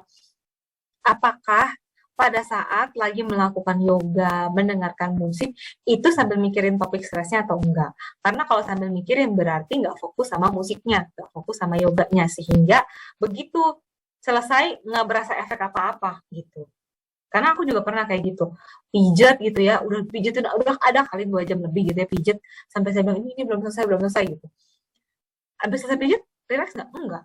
Karena ya sambil pijit tuh sambil mikir gitu, sambil mikir, aduh gimana ya ini, aduh pusing banget gimana ya ini, nggak hilang si sakitnya itu karena sambil pijit pikirannya di luar gitu. Karena kan yang membuat kita stres itu sebenarnya adalah badan dan tubuh kita itu nggak satu. Pada saat kita lagi di depan pekerjaan, kita mikirin rumah misalnya. Tuh anak gue gimana ya, nanti makan apa ya di rumah, aman nggak ya, larian nggak ya, main sama tetangga nggak ya, ini kan ada virus gitu ya. Itu bikin kita stres. Kita lagi di rumah mikirin kerjaan, sehingga jadinya stres karena aduh lagi di rumah, aduh gimana tuh ya pekerjaan, ntar bos gue marah gitu, ntar nggak selesai targetnya. Nah itu yang bikin kita jadi stres. Coba bayangin kalau kita lagi spa, terus pikir aduh enak banget ini spa, fokus gitu ya, dinikmatin itu pijitan-pijitannya, musiknya, dijamin kita lupa sama si topik stres tadi itu. Begitu balik ya masalahnya gitu rasanya gitu kan, tadi stres levelnya udah beda sama yang pertama gitu. Nah jadi bisa dicek tuh siapa tadi Bu Elizabeth ya, apakah pada saat lagi mendengarkan musik, lagi yoga, pikirannya ada di tempat yoga atau enggak, pikirannya di dalam musik atau enggak gitu. Ini yang sering kali terjadi, makanya orang banyak yang sering ngerasa nggak ada efeknya tuh yoga. Dulu saya tuh kan suka banget fitness, jadi dulu saya ikut member gym gitu, saya suka banget itu body pump sama RPM. Terus saya tiba-tiba waktu pada zaman yoga itu baru mulai tren 2006, yoga lagi mulai naik daun gitu ya, saya coba yoga, tapi saya nggak bisa gitu, kayak aduh ini apa sih, gini kok begini amat gitu ya. Tapi begitu saya yoga, waktu itu saya nyobain yoga di Bali, ada nama tempatnya Yoga Barn, nggak tahu suasananya mendukung, nggak tahu pikiran saya juga lagi ada di situ, menikmati. Semua gerakannya sama yang saya lakukan di Jakarta di gym center itu. Tapi waktu di Bali rasanya beda loh. Kayak lebih rileks, pas keluar tuh fresh gitu ya. Mungkin karena suasananya mendukung, orangnya pun pikirannya lagi di situ gitu. Nah, jadi kalau kita mau melakukan sesuatu, fokuslah sama apa yang kita lakukan. Karena kita nggak fokus sama apa yang kita lakukan, pasti kita stres. Lagi kerja, mikirin nanti pulang gimana, nanti di rumah macet, nggak masak apa di rumah gitu ya. Lagi masak, mikirin apa, mikirin jemuran, mikirin cucian gitu. Udah deh, nggak kelar-kelar tuh pasti stresnya. Makanya ada orang yang prinsip hidupnya katanya YOLO, you only live once ya. Mereka itu cenderung lebih bahagia daripada orang yang suka bikin planning. Karena orang yang bikin planning itu gampang stres biasanya. Lagi ngerjain ini, aduh ntar habis ini aku mesti ngerjain ini. Oke, cepet sih ngerjainnya. Cuma ya dia stres melulu gitu. Suamiku salah satu yang tipenya YOLO. Kita beda banget. Saya tiap hari stres. Dia mah tiap hari ya slow aja. Sampai kayak tadi listrik mati, air mati. Saya bilang, kamu nggak mandi cepet-cepet ntar airnya habis. Ya udah, gue mah slow aja. Kalau nggak mandi ya udah, orang gue nggak kemana-mana. Ya iya juga sih. Tapi kan gimana ya gitu. Saya tuh kebanyakan tapinya gitu. Jadi seperti itu. Fokuslah sama apa yang sedang kita kerjakan. Sehingga kita nggak stres mikirin yang lain-lain gitu. Begitu sih. Jadi stresnya memang sumber stresnya nggak akan hilang.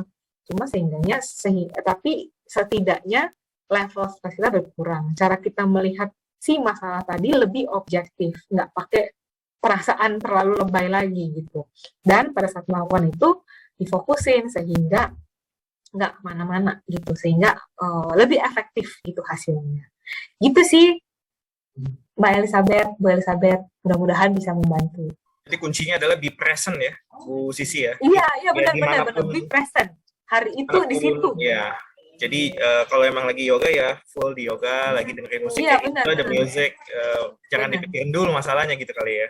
Iya betul. Ini kalau aku lagi ngajar gini, ini kalau misalnya lagi nggak fokus kan, kalau misalnya nggak be in present gitu ya, aku pasti mikirin, aduh nanti habis ini mau ke sini, mungkin ngomongnya jadi belepetan, mungkin jadi cepet-cepet, mungkin jadi nggak bisa menjawab kayak gitulah. Jadi intinya hiduplah di hari itu, saat itu, jam segitu, detik segitu, di tempat itu gitu. Jadi jangan kemana-mana gitu. Seperti itu, Ray. Oke, dahsyat sekali, thank you. Untuk pertanyaan yang ada di chat room ini sudah selesai semua. Nah, berarti sesi sudah bisa saya buka untuk teman-teman yang mungkin ingin bertanya langsung nih. Iya, boleh silakan. Buat teman-teman yang mungkin ingin bertanya langsung atau masih ada penasaran atau misalnya pengen discuss atau pengen mungkin sharing juga boleh kali Bu Sisi ya. Iya, boleh. Dari pengalaman mengenai stres. Ada nggak nih ya teman-teman ya? Silakan. Jadi jangan dipikir aku juga nggak pernah stres ya. Oh, sering ngajarin cara mengatasi stres, aku nggak pernah. Aku tuh orangnya stres banget, gampang stres banget. Yang suka sharing soal stres itu adalah orang yang stressful sih. Iya betul. Bener ya? Sering banget stres. Ya ini karena berobat jalan ya teman-teman ya. Kan aku kebetulan sering stres. Aku ikut NLP itu aku merasa oh ya tips ini berguna nih. Bener juga ya. Pada saat itu begitu bener. Jadi pas lagi ngomong ini materi ini kayak lagi curhat. Oke, dahsyat. Sambil mengingatkan diri sendiri. Sebenarnya yang Ibu Sisi sharing ini bukan sekedar teori atau konsep, tapi sesuatu yang memang Ibu Sisi sudah cobakan secara langsung. And that's very good. Iya, benar. Teman-teman ada yang mau bertanya? Mumpung nih Bu Sisi masih ada di sini expertnya nih ya. Ayo, kita semua kan di sini pasti sering banget mengalami stres nih. Kalau misalnya tidak ada, Bu Tere, ada yang ingin ditambahkan untuk kelasnya? Thank you banget Bu Tere. Aduh Mbak Sisi, Ibu Sisi luar biasa. Virtual applause dulu dong buat Bu Sisi, Bapak Ibu. Terima kasih Mbak Tere. Saya mau menambahkan nih, ini interested dan mudah-mudahan buat segelintir kebanyakan kita di sini mungkin ilmu yang baru. Ya, saya mau share buat teman-teman. Tapi saya mau pastikan dulu nih, ini semuanya sudah open kamera kan ya, karena yang saya mau share ini, hopefully ini satu tips yang gampang tapi yang teman-teman harus tahu nih sebelum kita mengimplementasikannya. Jadi buat yang masih close kamera boleh di open. Nah, yuk kita open kamera. Oke, teman-teman, kalau kita bicara tentang neuro ya, itu adalah bicara mekanisme otak. Saya mau share sedikit nih dengan mekanisme otak. Ini menarik pengetahuan umum. Saya yakin teman-teman masih banyak yang belum tahu. Bu Susi pasti sudah tahu banget karena Bu Susi mendalami NLP. Saya sharing sedikit, kutip, boleh di open share di saya jadiin co-host. Saya share sedikit ya Bu Susi tentang ilmu NLP nih teman-teman. Jadi teman-teman kebayang kenapa kita harus melakukan hal-hal yang tadi Bu Susi sudah sharekan. Saya share sedikit ya. Ini boleh di stop sound share-nya dulu. Oke. Nah, teman-teman, isi otak itu seperti ini. Saya hanya sekilas 3 slide, tapi kalian perlu tahu. Nanti ini adalah menjadi bridging menjadi sesi selanjutnya. Struktur dan fungsi otaknya seperti ini. Ini adalah yang menggerakkan semuanya. Jutaan neuro ini bermain di sini. Secara garis besar, saya hanya menginformasikan otak kita kalau relate-nya dengan fungsi emosional, memanage emosional kita atau orang bilangnya emotional intelligence. Ada 2 sub bagian otak yang sangat berperan. Nah, kalau rekan-rekan saya pakai Anonet dulu ya, bentar. Oke, spotlight. Nah, tindakan dulu. Yang area luar ini ya, nih saya pakai Anonet. Ini namanya cortical region. Ini adalah area luar kepala di otak kita. Nah, yang di dalam namanya subcortical. Nah, subcortical ini sifatnya primitif, teman-teman. Apa artinya primitif? Jadi tanpa kita guide, mereka sudah secara otomatis berjalan. Teman-teman realize nggak berapa kali jantung kita berdetak dalam 1 menit? Sadar nggak? Tak sadar. Sadar nggak sih kalau suhu tubuh kita otomatis berubah di saat temperatur di ruangan sekeliling itu juga berubah? Nggak sadar. Itu namanya adalah pemikiran subcortical ini primitif. Jadi dia menjalankan suatu siklus yang secara otomatis. Nah, yang di luar, yang cortical, ini yang modernnya nih teman-teman. Nah, yang di modernnya ini, yang panglimanya atau jenderalnya paling depan, itu adalah PVC, prefrontal cortex di depan, yang warna biru. Nah, di sini, ini yang memainkan sumber informasi ada di situ. Ini ada di mana? Ada di kening. Nah, kalau kita pegang kening kita, ini tepatnya nih PVC. Nah, kenapa saya ingin share sedikit? Semua informasi, semua sharing, semua knowledge, semua pelajaran, semua ilmu, teman-teman baca buku, teman-teman sharing session, ini masuknya lewat sini. Nah, si PVC ini, cortical region ini akan meneruskan dan akan memproses. Nanti akan diteruskan ke subcortical kita. Jadi bayangkannya gini, kalau teman-teman nggak punya satu referensi yang bagus, diterima oleh otak, ilmu baru, sharing baru, wisdom baru, subcortical kita jalannya pun begitu-begitu aja.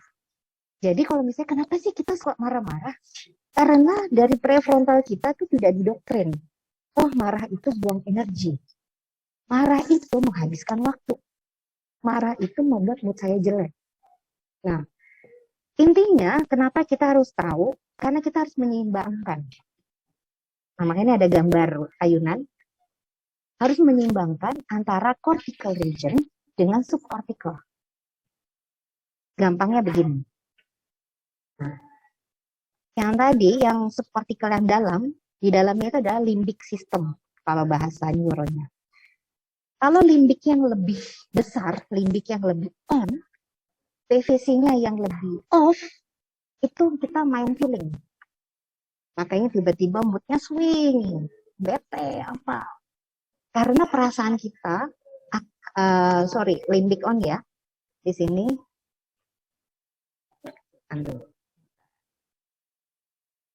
Nah, di sini teman-teman bisa lihat bagaimana kita memainkan antara logika dengan perasaan. Kita lagi memainin apa nih? Limbiknya yang lagi on atau PVC-nya yang lagi on? Nah, pada saat PVC on, berarti mana yang lebih kencang? Mana yang lebih tinggi? Impact-nya ada. Kalau limbiknya yang lagi on, udah emosi. Kadang-kadang kita nggak rasional. Dia berkolaborasi. Karena emosinya yang lagi main, perasaannya yang limbik sistemnya lagi tinggi. Tapi kalau kita lagi PVC-nya yang lagi on, logisnya yang lagi tinggi. prefrontal korteksnya lagi tinggi. Nah, PR-nya adalah menyeimbangkan antara CPVC dengan limbik. Itu doang kok fungsi otak. Jadi teman-teman, stres juga adalah bagian yang bisa kita kendalikan. Bisa banget. Tapi harus dideteksi dulu penyebabnya apa. Dari mana dideteksinya? Pintar-pintar dan sering-seringlah coba kita mengenali diri sendiri. Kadang-kadang kita suka males mendeteksi diri sendiri. Coba perhatikan, oh kalau saya ketemu sama orang cerewet, tiba-tiba saya bad mood. Berarti itu adalah salah satu trigger yang menstimulus PVC kita dan menstimulus limbik kita nih jadi tinggi. Nah, menariknya, nanti kita akan lanjut ke sesi khusus ya, khusus kita bicara tentang neuro. Cuma intinya yang mau saya tambahkan adalah, bicara stres itu bukan bicara suatu hal yang magic. Bim salah bim, terus bisa dihilangkan stresnya, tidak. Itu sesuatu hal yang kita harus manage, teman-teman. Nah, di manage ini juga bukan bim salah bim, gak ujuk-ujuk jatuh dari langit. Kitanya tuh harus betul-betul men-trigger dan menstimulus persepsi mindset kita, karena di situ yang akan melahirkan tindakan, sikap, karakter yang dikeluarkan. Jadi semua hal yang kita keluarkan itu adalah dari memproses, dari hasil prosesor di otak kita. Kalau kita memasukkan hal yang positif, kita akan memproses sesuatu juga referensinya bagus. Tapi kalau kita memproses sesuatu yang negatif, makanya hasil prosesnya juga korupsi kurang maksimal. Susah nggak? Susah memang. Tapi bisa dilatih. Itu kuncinya. Bisa dilatih. Nah, gimana caranya? Nanti kita akan ketemu di sharing session berikut. Itu saja sekilas dari saya. Jadi biar teman-teman, urusan stres itu bisa di-manage. Gimana cara manage-nya harus dilatih.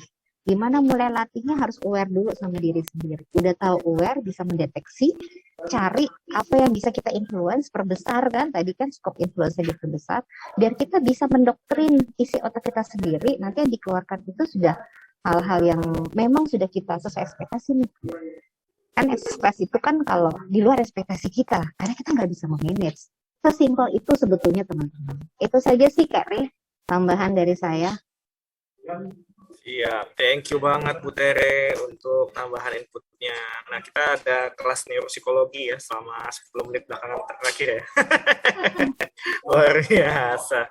Thank you Bu Tere ya. Oke, berarti terakhir saya buka kesempatan nih teman-teman. Tadi kan Bu Tere juga udah sharing sama kita. Apakah masih ada yang penasaran? Kalau masih penasaran nih, boleh bertanya via chatroom atau bertanya secara langsung ya, bebas ya. Okay, going once, going twice. Okay, we're going for the third time. Aman ya berarti ya, teman-teman ya. Oke, berarti sebelum kita tutup untuk sesinya, saya juga mengucapkan thank you banget buat Bu Sisi yang udah hadir di tengah kita di pagi hari ini, memberikan insight yang sangat luar biasa bagus banget berkaitan dengan sesuatu yang sebenarnya bisa menjadi sahabat kita ya, yaitu si stres itu sendiri. Gimana sih kita bisa menggunakannya sebagai kekuatan bagi kita dan juga menghandle-nya ketika dia sedang datang gitu. Thank you banget Bu Sisi. Nah, sebelum kita sudahan nih Bu Sisi, jangan pergi dulu Bu Sisi ya. Kita foto bersama terlebih dahulu yuk. Mbak Sisil boleh dibantu untuk sesi foto bersamanya. Oke, saya bantu ya. Oke, Mbak Nay ya. Thank you ya Mbak Nay. Silakan. Silakan dinyalakan dulu untuk kameranya, Bapak Ibu. Kita boleh pakai satu gaya yang positif dan semangat ya. Nah, Saya tanya dulu nih, Sisi nih. Kalau gaya yang anti stres tuh gimana sih? nah gimana Bu? Gaya yang anti stres tuh gesturnya gimana ya? Ini gaya foto bersama Harus yang lucu-lucuan ya. supaya nggak stres. Ya nggak salah sebenarnya apapun aja kita bergerak supaya badannya nggak kaku gitu ya, itu juga bisa memberikan stres. Benar. Oke, saya mulai ya. 1, 2, 3. Oke, satu lagi untuk yang kedua.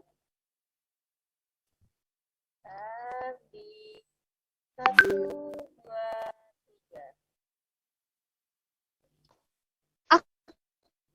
Oke, thank you banget. Dari Bu Tere, Luar biasa ada doang yang siapnya. disampaikan kepada Bu Sisi ini.